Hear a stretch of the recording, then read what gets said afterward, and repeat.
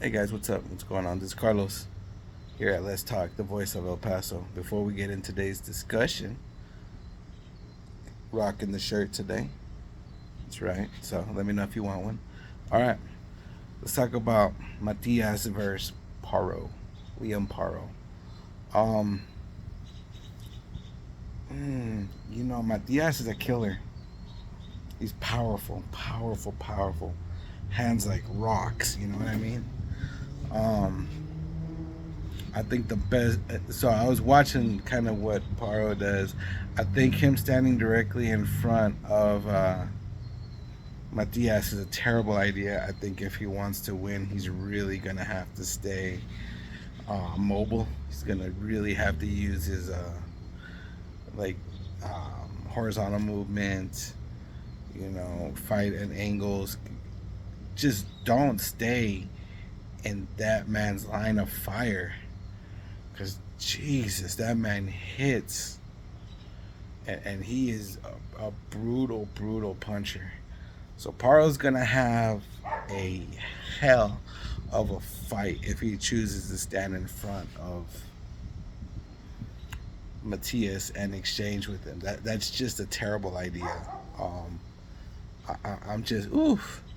Ooh, I tell you, that is one dude I can honestly say I believe wholeheartedly that everybody's ducking because Matias hits his punches are something different. We all know that a man died from the blows that they received from him. So I mean, yeah, Paro if Paro wants to stay in this fight and go the distance or beat him, he's got to use lateral movement. He's got to fight in angles. He's got to keep Matias from getting in rhythm and throwing punches. Even when he's not in rhythm, he's still throwing heavy blows. So there's yeah, I gotta agree with what Shakur was talking about with one of the situations where it's like screw the fans because you're in there fighting a dude that can break your face literally. So that's definitely my take on that. The Benavides fight, yeah. Benavides is a heavy puncher. He's gonna throw like every punch is a knockout power punch. Same thing. I'm gonna call him G because I don't know how to pronounce it. Um, I've heard it, but I get tongue twisted. Um, Instead, dude's line of fire as well. I generally think that Benavides and Matias are very similar in the sense that they're very like let's just stand here and fight type thing, which is great for us because a lot of us want to see that. But on the flip side, you know, um, me personally, I want to win first. That's just my mentality, and I try to look at things from that perspective when I talk about it. What do you do to win? Because I tell you, as a coach, I've had games where my team looked beautiful and got beat, and I've had games where my team looked ugly and won. I would rather take an ugly win over a beautiful defeat. It just not. It doesn't sit well with me. So, say what you want about me. Bottom line is that I think if G wants to win, he's definitely got to make Benavides move around and just constantly just keep him not necessarily awkward, but keep him like you know out of rhythm. Is a better way of explaining it. Let's go ahead and let's move real quick into Tank and Martin.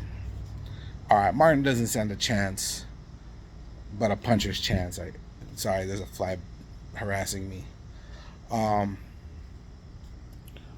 i- if Martin wants to win, he's truly got to keep Tank at the end of his punches.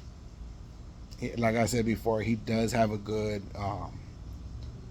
1-2 pull two, which is a jab cross, and then you step back and pull away, so that way you can leverage more power with your cross again. That I think if he lands that a couple times, because from what I saw, that was probably the one thing that stood out the most for me.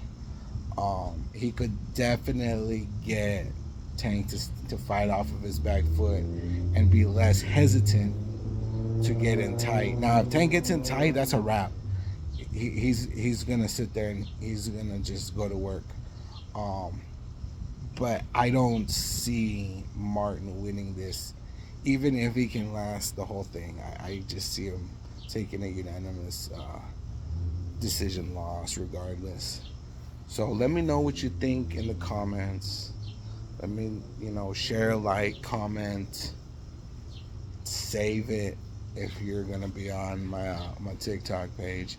Don't be afraid to comment. Hey, and if you're one of these guys that doesn't know everything about boxing, and you're what they call a casual fan, this is a page where feel free to comment and to say your piece, ask questions. That stuff doesn't bother me. Okay. So I've said it before and I'll say it again. This channel is for everybody from hardcore fans to guys that are just casual.